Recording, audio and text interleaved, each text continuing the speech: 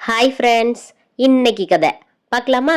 மறக்காம நம்ம சேனலை சப்ஸ்கிரைப் மட்டும் பண்ணிருங்க. என் பெயர் காவியா. எனக்கு 25 வயது ஆகிறது.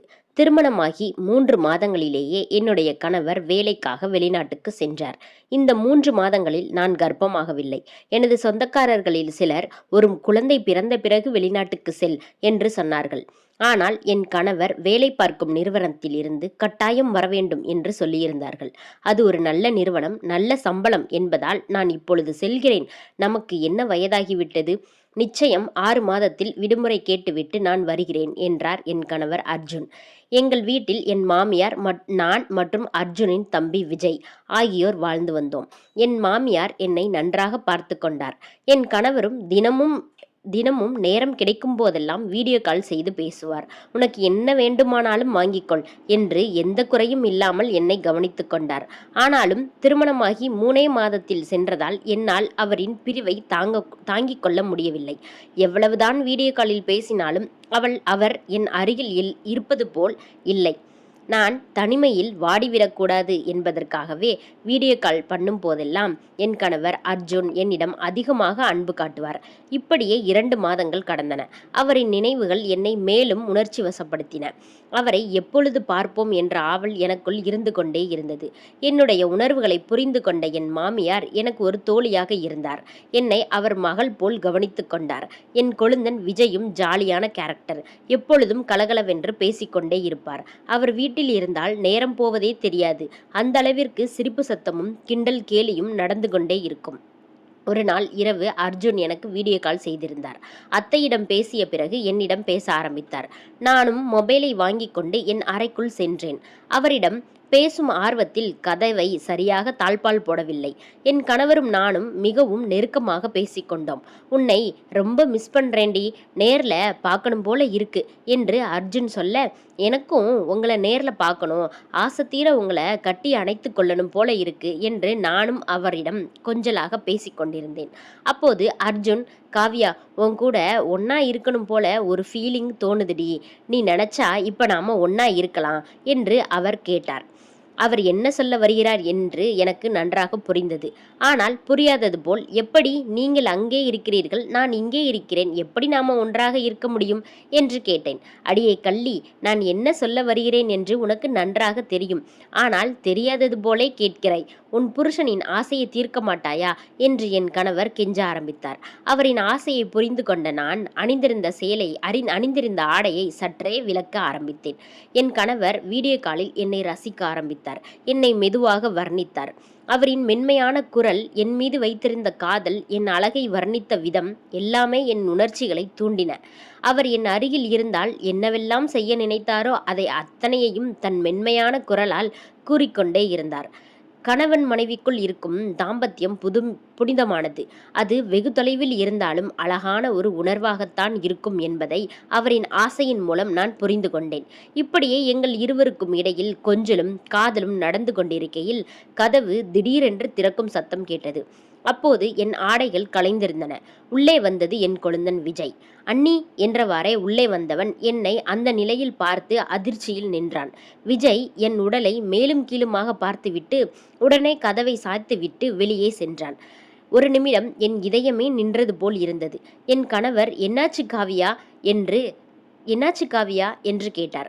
ஒண்ணுமில்லைங்க, யாரோ கூப்பிடுறாங்க, நான் அப்புறம் பேசுகிறேன் என்று கிளம்பினேன். என் கணவர் என்னை வற்புறுத்தியும் நான் போன் காலை கட் பண்ணிவிட்டேன். நான் அரைகுறை ஆடையுடன் இருந்ததை என் கொழுந்தன் பார்த்து விட்டான் என்பதை என் கணவரிடம் எப்படி கூறுவது என்ற தயக்கத்தில் அவரிடம் இதை பற்றி எதுவும் கூறவில்லை. என் அறையிலிருந்து வெளியே செல்ல எனக்கு மனமில்லை. ஆனாலும் என் அத்தை, காவியா இங்கே வா என்று கூப்பிட்டார். வெளியே தயக்கத்தோடு சென்றேன். என் கொழுந்தன் விஜயும் அங்கே இருந்தான். என்னை அவன் பார்க்கும் விதம் வேறு மாதிரி இருப்பது போல் எனக்கு தோன்றியது. தலைவலிக்குது, டீ போட்டு தாருமா என்று என் மாமியார் கேட்க, சரி என்று சமையல் அறைக்கு சென்றேன். என் கொழுந்தன் தண்ணீர் குடிப்பதற்காக அங்கே வந்தான். அவன் என்னை உற்று பார்ப்பது போல் எனக்கு தோன்றியது. அண்ணி, எனக்கும் டீ வேணும், சேர்த்து போடுங்க என்று சொல்லிவிட்டு வெளியே போனான். தயக்கத்துடன் இருவருக்கும் காஃபி கொண்டு கொடுத்தேன். விஜய் காஃபியை எடுக்கும்போது என் கையை தொடுவது போல் எடுத்தான். இதுவரை நான் பார்த்த விஜய்க்கும் இப்போது நடந்து கொள்ளும் விஜய்க்கும் அதிக வித்தியாசம் தெரிந்தது. அவன் என்னை நோக்கும் பார்வையில் ஏதோ தவறு இருப்பது போல எனக்கு தோன்றியது. என்ன செய்வது என்று புரியாமல் இருந்தேன். அன்றிலிருந்து அவன் அவன் என்னை பார்க்கும் ஒவ்வொரு முறையும் என் மனம் அஞ்சியது. நான் நினைப்பது தவறு. அவன் என் கொழுந்தன், எனக்கு ஒரு குழந்தை மாதிரி. இப்படி தவறாக நினைக்காதே காவியா என்று என்னுள் நானே கூறிக்கொண்டேன். ஆனால் ஒரு பெண்ணாக விஜயின் பார்வையில் மாற்றம் இருப்பதாகவே எனக்கு தோன்றியது. முடிந்தவரை அவனிடமிருந்து நான் விலகி இருக்க முயற்சி செய்தேன்.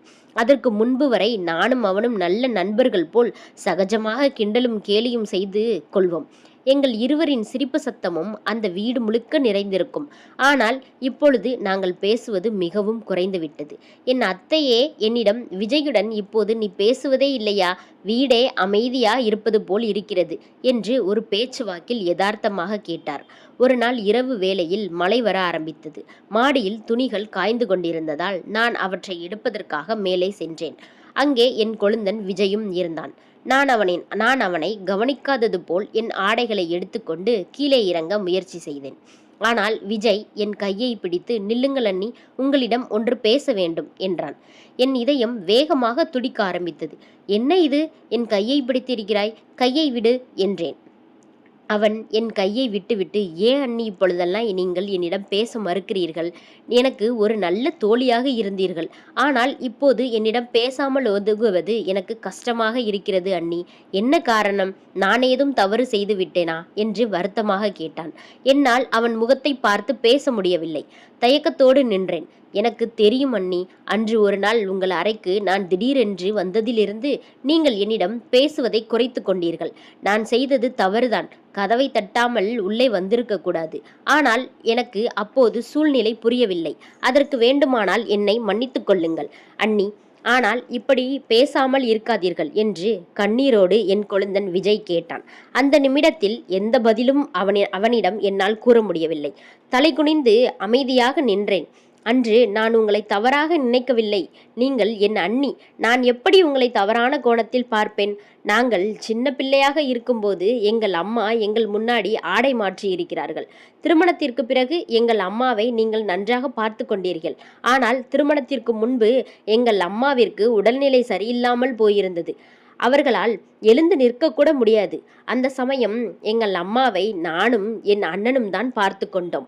அவர்களின் ஆடைகள் அவ்வப்போது கலைந்திருக்கும். நாங்கள் இருவருமே அதை சரி செய்திருக்கிறோம். அதற்காக எங்கள் அம்மாவை நாங்கள் தவறான கோணத்தில் பார்க்க முடியுமா? அதே போலதான் அண்ணி, நீங்களும் எனக்கு இன்னொரு அம்மா மாதிரி. நான் எப்படி உங்களை தவறான கோணத்தில் நினைக்க முடியும் என்று கூற அவன் கண்களிலிருந்து கண்ணீர் வர ஆரம்பித்தது. நாம எவ்வளோ பெரிய தப்பு செய்து விட்டோம், ஒரு தம்பி போன்றவனை தவறாக எண்ணிவிட்டோமே என்று எனக்குள் கடுமையான குற்ற உணர்ச்சி ஏற்பட்டது. என்னை மன்னித்து விடு விஜய், நான் உன்னை தவறாக நினைக்கவில்லை. ஆனால் அந்த சம்பவத்திற்கு பிறகு என்னால் உன்னிடம் சரியாக பேசி பழக முடியவில்லை, அதான் என்று தயக்கத்தோடு கூறினேன். சிறுவயதிலிருந்தே நானும் ஒருவருக்கொருவர் துணையாக இருந்தேன். எங்கள் அம்மா மட்டும்தான், வேறு யாருடனும் நெருக்கமாக பழகியதில்லை. முதல் முறையாக எங்கள் குடும்பத்திற்கு புதிய உறவாக வந்தவர்கள் நீங்கள். அன்றிலிருந்து என் அண்ணன் எனக்கு எப்படியோ அப்படித்தான் நீங்களும். என்னை ஒதுக்கி வைத்தால் எனக்கு கஷ்டமாக இருக்கும் அல்லவா என்று அவன் கவலையோடு கூறினான். நானும் என் தவறை உணர்ந்து என்னை மன்னித்து விடு விஜய் என்றேன். அண்ணி, என்ன இது, பெரிய வார்த்தையெல்லாம் கூறுகிறீர்கள் என்று விஜய் கூறினான். நீயும் எனக்கு ஒரு குழந்தை மாதிரிதான். ஆனால் நான் எப்படி தவறாக நினைத்தேன் என்று எனக்கு புரியவில்லை. நான் தவறுதான் விஜய், மன்னித்து விடு என்று கூற உடனே அவன் எந்த தயக்கமும் இன்றி, அண்ணி என்ன இது, உங்களை என் குழந்தை மாதிரி என்று கூறிய பிறகு என்னிடம் மன்னிப்பு கேட்கலாமா? நான் ஏதேனும் தவறு செய்தாலும் அதை தட்டி கேட்பது உங்கள் உரிமை அல்லவா? அப்படி இருக்கையில் ஒரு சின்ன புரிதல் குறைபாடு, அவ்வளவுதானே நடந்தது. அத்தனையும் ஒரு கெட்ட கனவாக நினைத்து மறந்து விடுவோம் என்று விஜய் கூறினான். அன்றுதான் என் மனதில் இருந்த பெரிய பாரத்தை இறக்கி வைத்தது போல் இருந்தது. நடந்த அத்தனையையும் என் கணவர் அர்ஜுனிடம் கூறினேன். அவர் கேட்டதும் சிரிக்க ஆரம்பித்தார். அடி பைத்தியமே, அவனை போய் இப்படி நினைத்திருக்கிறாயே என்று என்னை கிண்டல் செய்ய ஆரம்பித்தார். எனக்கு 2 மாதங்கள் விடுமுறை கிடைத்திருக்கிறது. இன்னும் 1 வாரத்தில் நான் ஊருக்கு வந்து விடுவேன் என்று அவர் கூறினார். எனக்கு மிகவும் மகிழ்ச்சியாக இருந்தது. இப்பொழுது எங்கள் வாழ்க்கை மகிழ்ச்சியாக போய்கொண்டிருக்கிறது. அன்னி கொழுந்தன் உறவு என்பது தாய்மகன் உறவை போன்றது. அப்படி இருக்கையில் தேவையற்ற சந்தேகங்களுக்கும் தவறான எண்ணங்களுக்கும் இங்கே இடம் இருக்காது. எந்த பிரச்சனையாக இருந்தாலும் மனமிட்டு பேசினால் எல்லாம் சரியாகிவிடும். அதை விட்டுவிட்டு மனதில் வைத்துக்கொண்டு அப்படி இருக்குமோ, இவர்கள் இப்படி தவறு செய்திருப்பார்களோ என்று மனதை குழப்பிக் கொண்டிருப்பது முட்டாள்தனம். விஜய் தன் மனதில் பட்டதை நேரடியாக பேசியது போல் நாமும் நேரடியாக சம்பந்தப்பட்டவர்களிடம் பேசிவிட்டால் பாதி பிரச்சனைகள் தீர்ந்துவிடும். நமது கலாச்சாரத்தில் உறவுகளுக்கு என்று ஒரு மரியாதையும் ஒரு கட்டுப்பாடும் இருக்கிறது. அதை உணர்ந்து நடந்து கொண்டால் எல்லோருடைய வாழ்வும் மகிழ்ச்சியாக இருக்கும். நன்றி.